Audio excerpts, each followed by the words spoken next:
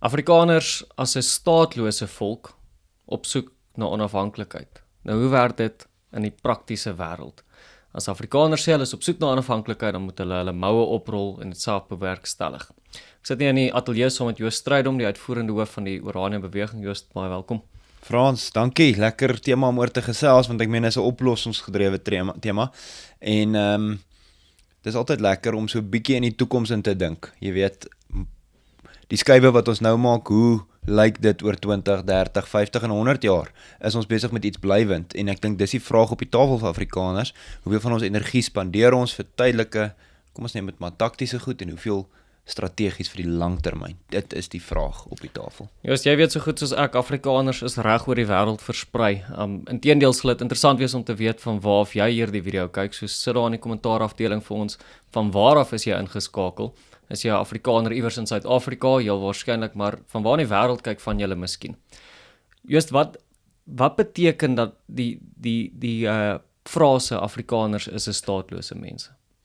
Wel, in kort beteken dit ons het nie 'n Afrikaner regering nie. Ons het nie ons eie regering nie. Ons het tog die ANC regering. Ons het die ANC regering, maar as alle Afrikaners stem, Frans, as alle Afrikaners stem, 2 punt iets miljoen Afrikaners, dan dink ek nie ons het 'n 6% invloed op hierdie land se politiek nie, as ons nou aanneem almal stem. 66 miljoen mense in Suid-Afrika, 2.5 miljoen Afrikaners. So ons baie klein invloed. Ons kan eintlik nie besluit nie. Ons besluit wel so 'n bietjie op ander maniere, ons probeer ekonomies en dis meer, maar ons het nie ons kan nie vandag sê ons kies 'n kandidaat en as alle Afrikaners oor hom saamstem, dan word hy die president of die regerende party nie. Dit werk net nie so nie. Want ons is so klein minderheid. So ons het nie 'n regering van ons eie nie. So dit is wat dit beteken om 'n staatlose groep mense te wees. Nou, as kom ons gesels dan 'n bietjie oor getalle en ons kan gesels oor die toekoms, en as mens praat van Afrikaners wat staatloos is, maar op soek na onafhanklikheid, hoe kan mense dit bewerkstellig? Jy praat nou van selfs al stem almal, is dit nie 6%, jy weet, van die stemme, dan sit nou om aan te neem almal stem vir dieselfde party ook. In 'n land van 60 miljoen mense of 60 plus miljoen mense in Suid-Afrika is Afrikaners maar om en by 2.5 miljoen. Selfs al het jy al die Afrikaners in die wêreld, is dit om en by 5 miljoen. So daarso sal reeds 'n vraagteken oor of is die helfte van ons volk al oor die wêreld versprei nie, ander helfte het maar in Suid-Afrika agtergebly. So wat behoort die strategie dan vir onafhanklikheid te wees? En ek wil dit dan nou natuurlik beamoen met Oranje se strategie wat skep, jy weet, skep die grondvlak realiteit. Skep daar die onafhanklikheid wat jy wil sien, in die sin van as jy onafhanklik wil wees in terme van elektrisiteit of onafhanklik vir waterinfrastruktuur, skep dit voordat jy onafhanklikheid vra van iemand. Jy skep 'n eenvoudige realiteit wat niemand wat is die woord wat ek soek, wat niemand Jou kan ontneem nie. jou van kan ontneem nie, want dit is fisies daar. Ek wil ietsie daaroor sê, want daar's goeie voorbeelde daarvan in die wêreld. Maar jy het nou gesê, wat is die strategie, wat is die plan? En ek dink dis ook die tema, ons het gesê, jy weet, hoe skare finansier mens vryheid. En die vraag is, as ons in die moeilikheid is, ek dink meeste Afrikaners kan ook saamstem dat ons in redelik wesenlike moeilikheid is. As volk, as groep, ons langtermyn oorlewing, maar ons eie veiligheid, ons dag tot dag veiligheid, ons vermoë om deel te neem in die ekonomie, trek die ANC ons nie uit by universiteite, ons taal, ons geliefde taal Afrikaans wat uitgedruk word en al hierdie tipe van goed, Frans. Nou, as 'n mens realisties wil wees oor die oplossing, moet jy eers realisties wees oor die probleme. Moet jy by 'n punt kom waar jy die probleem kan definieer, 'n tipe van 'n probleemaudit. As jy 'n probleemaudit kan doen. So jy het nou reeds genoem dat daar's ongeveer 2,5 miljoen Afrikaners in Suid-Afrika en omtrent net soveel in die buiteland. Hoekom is hulle daar? Wel, want hulle voel nie hulle invloed hier kan hulle laat geld om hulle eie veiligheid, voorspoed en dies meer te verseker nie. Hulle voel onveilig in Suid-Afrika, daarom kies hulle die buiteland. Of hulle het nie die vermoë om ooreenkomstig hulle vaardighede geld te verdien soos elders nie. So hulle maak 'n ekonomiese besluit. So die hele kwessie is, ons is mense sonder 'n staat, en omdat ons nie 'n staat het nie, kan ons nie oor onsself besluite maak nie, en omdat ons dit nie kan doen nie, is omstandighede buite ons beheer. So jy het Afrikaners die hele wye wêreld vol, en dan selfs in Suid-Afrika, wat 'n regtig 'n groot land is, ons het al baie keer vir mekaar gesê, groot soos 'n hele klomp Europese lande saam, Duitsland, Frankryk, Nederland, België en nog 'n hele klompie kleiner lande saam is so groot soos Suid-Afrika. So nou sit jy in die situasie, ons het nog die land volop versprei. So daar's nêrens 'n plek waar ons kern hoeveelheid mense het wat in beheer is nie. So as baie staatlose groepe rondom die wêreld, hoe los hulle hierdie probleem op? Wel ek dink Afrikaners kan 'n unieke inslag hê. Demografie bepaal jou toekoms en daarom is dit belangrik dat ons op een plek konsentreer. Daar waar ons 'n demografiese meerderheid is, het ons ek sê mal oor die woord mag nie. Ek verkies die woord verantwoordelikheid, maar ter wille van argument. Daar waar jy 'n demografiese meerderheid is, daar het jy meer politieke mag, daar het jy meer ekonomiese mag, daar het jy die mag om jou eie besluite te neem en dit te kan uitvoer. Ek wil gou net onderbreek, jy Ja. sê is nie lief vir die woord mag nie. Ek dink 'n goeie frase is om te sê besluitnemingsmag. Ja. Besluitneming oor jouself, jy weet, besluitneming oor jouself. As jy besluite oor jouself wil maak, as jy wil sê, hoe lyk die ekonomiese stelsel waaraan ek wil deelneem, hoe lyk die politieke stelsel, dan moet jy mos oor jouself, mag klink so asof jy jouself op ander mense afforceer, en dit is eintlik presies die teenoorgestelde, dit is net mag oor jouself, oor jou eie situasie. En daarbey, dis hoekom ek ook van die woord verantwoordelikheid vanhou, want op die eind van die dag kan jy daai woord mag vervang met verantwoordelikheid, want wie anders gaan vir jou verantwoordelikheid neem? Wat jy tog wil hê is die geleentheid om vir jouself te kan verantwoordelikheid neem. Maar kom ons praat dan nou oor daai tipe besluitnemingsmag. Daarvoor het ons nog gesê moet jy 'n demografiese meerderheid wees iewers op 'n plek, en dit is die de facto realiteit wat Orania probeer skep, daardie geleentheid vir mense om 'n meerderheid hier te wees. Maar nou het jy ook gesê, nie almal kan noodwendig op een slag op een plek konsentreer nie. En dan wil ek vir jou vra binne in daardie konteks, wat beteken hierdie tema skadefinansiering dan? So, ons as Afrikaners is fantasties met taktiese besluite. Ons baie goed daarmee. Dis hoe ons so lank teen die Engelse uitgehou het, dis hoe ons so lank in donker Afrika uitgehou het. Ons kon planne maak, ons kan elke dag nog 'n dag oorleef. En dit is verskriklik belangrik, want as jy blootgestel is aan die elemente en aan vyandige stamme en aan die Britse ryk wat jy wil vernietig en jou vrouens in konsentrasiekampe wil gooi, en in plaasmoorde, waar jy amper in massas uitgemoor word, moet jy vir jouself sê, goed, maar hoe kom ek deur hierdie dag sonder om dood te gaan? Dit is nogal belangrik. Ja. Hoe kom ek deur hierdie dag sonder dat my vrou en kinders doodgaan? Dit is baie belangrik. Maar dan moet mens terselfdertyd sê, hoe bou ek iets wat langer as my eie lewe is? Hoe bou ek iets wat 'n oplossing is? Anders gaan die volgende generasie presies dieselfde uitdagings hê. En omdat ons dan nou daai besluit gemaak het om nie net takties te wees nie, Afrikaners is nog steeds takties briljant, die hele Suid-Afrika, selfs Afrika vol, ons maak planne, ons pas aan, ons begin besighede, ons sit sonpanele op, ons maak hoër heininge, ons teel kwaier honde en ons kry geoorleef, ons onderhandel hier en ons beklei daar en ons so dis goed, dis dag tot dag oorlewing. Hoe bou ons iets langtermyn? So hoe bou ons iets langtermyn? Begin eers met waar bou ons iets langtermyn? En daarom is hierdie area gekies vir ons, want hier kan Afrikaners 'n meerderheid wees. Iemand het al die woord gebruik, 'n demografiese gat. Hier bly niemand anders nie. So as jy na die res van die land se bevolkingsdigtheid kyk, hoe dig en veral miskien jou swart kulture wat in die Oos-Kaap en Natal en so aan verskriklike hoeveelhede mense is, waar Afrikaners se vermoë om 'n verkiesing te beïnvloed alreeds eintlik baie klein is, omdat ons so min is. En sê ons maar hier in die Noord-Kaap is die potensiaal. Nou vra jy vir my, hoe skade finansier ons vryheid? Nie net oorlewing nie, maar vryheid. Dan sê ek vir jou, goed, kom ons begin met 'n kernarea.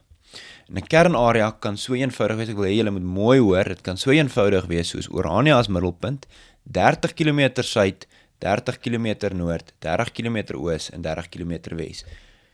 Dit kan 'n kernarea wees. Beteken dit elkeen moet nou dadelik oppak en hier kom bly? Nee, natuurlik, hoe meer mense kom, hoe sterker is ons. Hoe sterker is hierdie omgewing, hoe sterker is Afrikaners, hoe meer kan ons kultuur oorleef. Maar die stabiliteit van 'n vaste omgewing bied vir ons die mobiliteit om ook elders te wees. As jy weet jy het 'n tuiste, 'n heimat, dan weet jy ook daar waar jy woon en werk, is daar vir jou ook meer veiligheid, want daar's 'n sentrum waar jy regte beskik. Vir ons maar 30 km in elke windrigting is nie klein nie. Dit is meer as 2800 vierkante kilometer. Groter as Bahrein. Dit is groter as Hong Kong en is groter as Singapore. Singapore as voorbeeld, huisves 5.45 miljoen mense. Ja. Meer as die totale Afrikaner bevolking. So Afrikaners moet dalk net 'n bietjie anders dink. En dan is die vraag, wat doen ons in daai area? Nou goed, nou het ons ook gesê, jy skep die praktiese realiteit, jy skep daai onafhanklikheid wat Afrikaners nou op soek is. Maar nou sien ons ook, jy weet, die media of joernaliste kom hier in Orania aan, en daardie deel van Orania ken hulle al. Hulle kom al amper met die vraag aanvallend. oor jy weet oor Orania wat sy eie ding op sy eie manier probeer doen.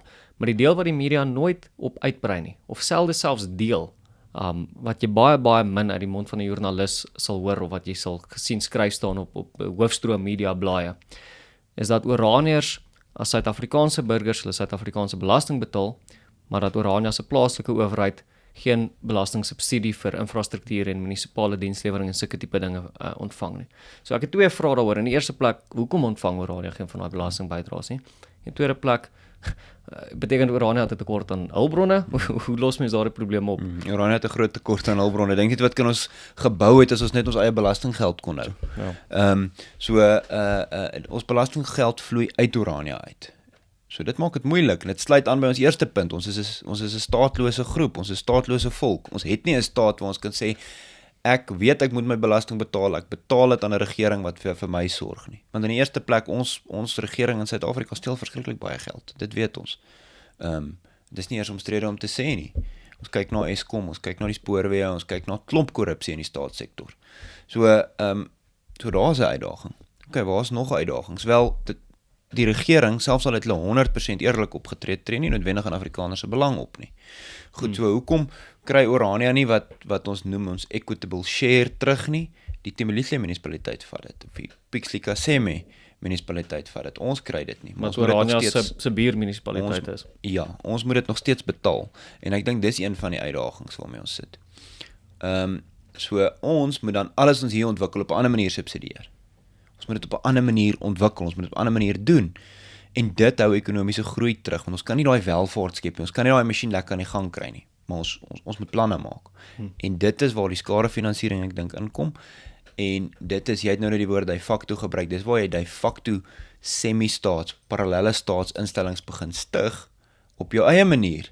Al het die ANC sy planne, kan jy jou planne maak en jy kan daai wiel in beweging sit. So jy het gepraat oor, jy weet, belastingbydraes wat eintlik maar net uitvloei van finansies of net uitvloei van hulpbronne uit Orania uit is.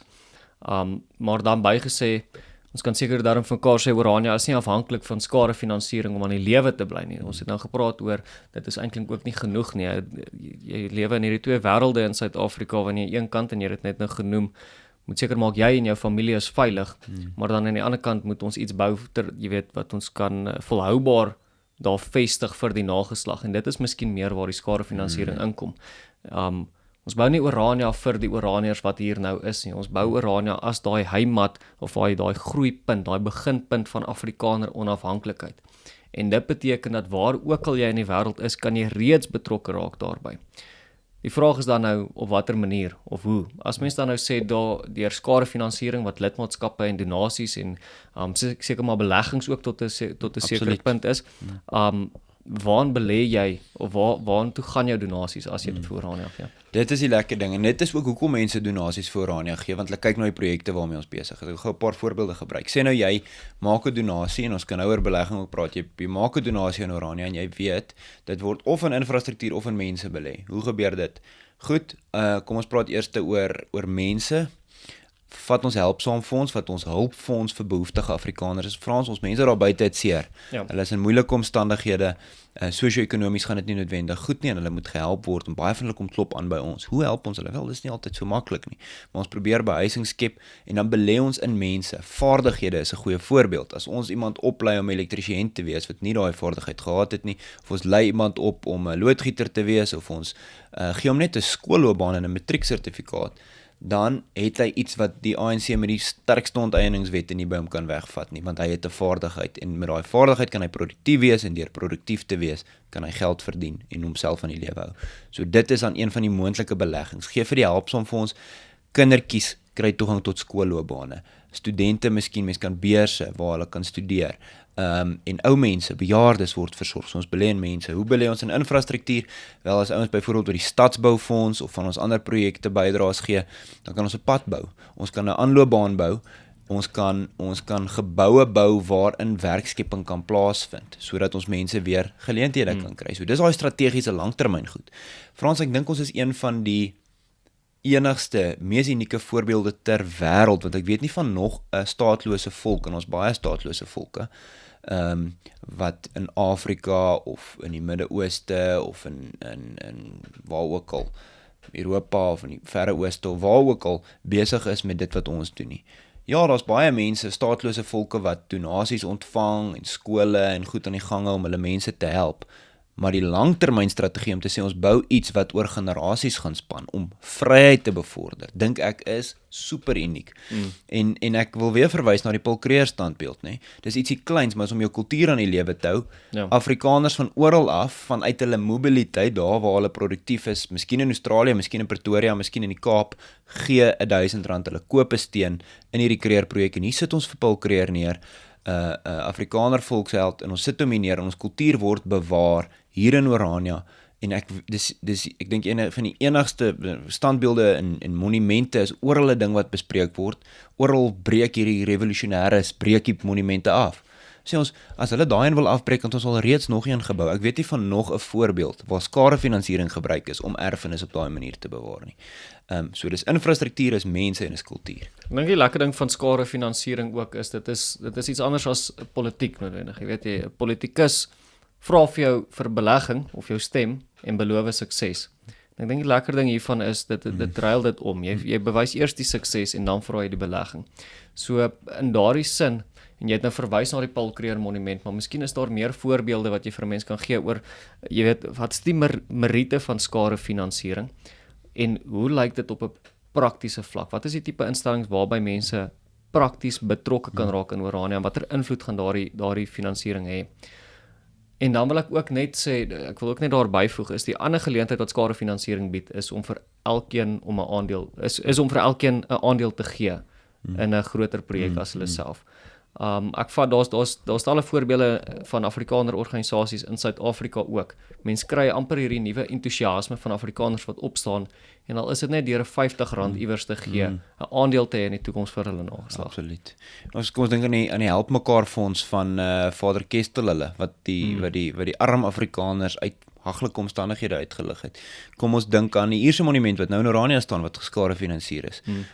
Daar's tallose voorbeelde van hoe skadefinansiering Afrikaners aan die gang gehou het, telkens wanneer hulle nie 'n staat het nie. Is dit miskien onder die Britte in die vroeë dae van die voor die groot trek, is dit miskien tot 'n mate gedurende die groot trek, is dit miskien later weer onder die Engelse wat Vader Kestel daai ouens hier in die Unie se tyd in planne gemaak het, is dit na 94. Ons was al baie keer staatloos.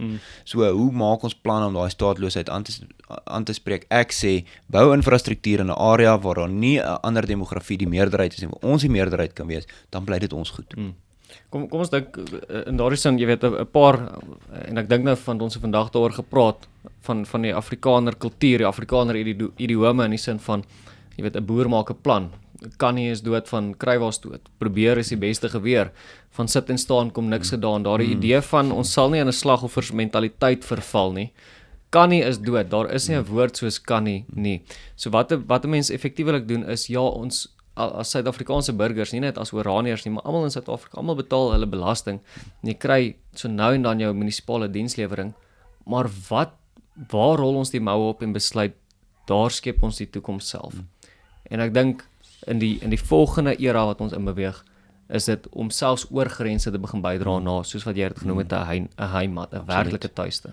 Ons sal dit moet doen, Frans, anders gaan ons vir die res van die lewe en van die volgende geslag se lewe en van die volgende generasie se lewe en die een daarna gaan ons dit wat die staat veronderstel is om te doen met ons belastinggeld, dit wil sê paaie in stand hou, ons dag tot dag veiligheid in stand hou, plaasveiligheid in stand hou, gaan ons dit alles doen met ons eie fondse. Dit is 'n bodemlose put. Dit moet gedoen word. Ons volk sal uitsterf as ons dit nie nou doen nie. Ons moet dit nou doen. Ons kan dit net nie vir generasie na generasie aanhou doen nie. Dit is 'n bodemlose put wat al ons produktiewe energie gaan vat, want aan die een kant gaan jou produktiewe energie om die staat aan die gang te hou, want ons moet belasting betaal, aan die ander kant gaan jou produktiewe energie om jouself aan die lewe te hou, met planne maak. So ons moet ergens begin sê goed, 90% van ons fondse gaan aan ons self veilig hou, aan ons paaie in stand hou, aan ons water en ons krag aanhou wat die staat nie doen nie. Kom ons begin 10% langtermyn belê. Ja. Daai langtermynbelegging wat sê hier's 'n plek vir ons mense, ons bou 'n vryheid. Later word dalk 80-20 en so voort. En so bou ons. Jy weet, miskien kom dit ooit by 50-50 uit, of miskien skuif soveel Afrikaners na Afrikaner gebied toe, waar ons Afrikaner universiteite, Afrikaner skole, Afrikaner hospitale en Afrikaner plaaslike regering of meer, natuurlik, of meer kan neersit, sodat ons oor onsself kan besluit, en dan is daai geld nie in die water gegooi nie, nie gemors net om ons krag aan te hou nie, of vir jou sonstelsel by jou huis, wat later is daai hele buurt waarin jy hierdie diersonstelsel neergesit het, in 'n geval demografies nie meer 'n Afrikaner gebied nie, en dan moet jy, dan verloor jy jou sonstelsel en jou huis, se waarde, wat jy oor 'n leeftyd opgebou het. En dan is daar natuurlik 'n moraliteitsvraag ook, nee, of 'n patriotiese vraag is op die einde van die dag, wie wil jy hê moet daardie goed vir jou bou? Van wie verwag jy om jou skole en jou besighede en jou instellings vir jou te bou? Is dit nie soveel beter as 'n trotse Afrikaner om te kan sê, hier's my handewerke, hier is wat ek gebou het nie. En ek vat dit in die sin van ons eie arbeid beginsel ook in Orania. Dit is op ons vlag, die mannetjie wat sy mou oprol, die klein reus, wat sê, hier bou ek my toekoms self met my eie hande. En dan kan mens nou met hierdie gesprek van skadefinansiering 'n stapie verder gaan en sê, dit wat in Orania befonds word befonds deur Afrikaners en ondersteuners van Afrikaners. Nie iemand vir wie ons geld betaal, omdat ons nie eintlik wil nie, en nou maar vat op wat ons weer terugkry daarvan nie. Nee, dit is alles wat ons hier op grondvlak neersit, behoort aan Afrikaners, en dit kan ons met totale eerlikheid sê. Daarmee wil ek ook baie dankie sê aan die lede van die Orania beweging, meer as 5000 lede wat maandeliks of jaarliks getrou bydra tot Orania, tot die deel van die boodskap van Orania, wat ons help om mense te motiveer om betrokke te raak, om hier te kom vestig, om hier die groeipunt van Afrikaners te laat floreer. Ek kan nie aan 'n beter woord dink nie. So dankie daarvoor. En ek wil vir ons kykers en ons luisteraars op Radio Orania aanmoedig om van hierdie instellings of hierdie maniere om aktief betrokke te raak te oorweeg. Gaan lees bietjie meer op daaroor, vra ons vra, stuur vir ons 'n e-pos na inligting@orania.co.za as jy voel jy het 'n manier om 'n bydrae te lewer. So kan ons vir elkeen vra, hoe lyk die langtermyn strategiese toekoms vir Afrikaners vir jou? Party dink dit lê in die buiteland, party dink dit lê dalk in die FSA, party dink hulle gaan maar net aan waar hulle is, en dit is elkeen se vrye reg. Party sê ek moet nog hier bly waar ek nou is, ek wil so lank in Orania begin belê of bydra dat daar infrastruktuur en behuising gebou word. Dankie aan elkeen wat bydra. Julle maak dit moontlik dat ons iets volhoubaars kan bou, en wat 'n groot voorreg is dit nie, Frans. Ek dink dis een van die grootste voorregte van ons tyd, om deel te wees van hierdie oplossing, en soveel mense wat ons kontak en sê ons wil finansiëel of prakties of fisies op een of ander manier bydra, en julle maak dit vir ons die moeite werd. Baie dankie aan elkeen. Maar dankie Joost, volg ons hier op die Orania beweging om te kyk waar jou bydraes 'n werklike impak maak. Baie dankie.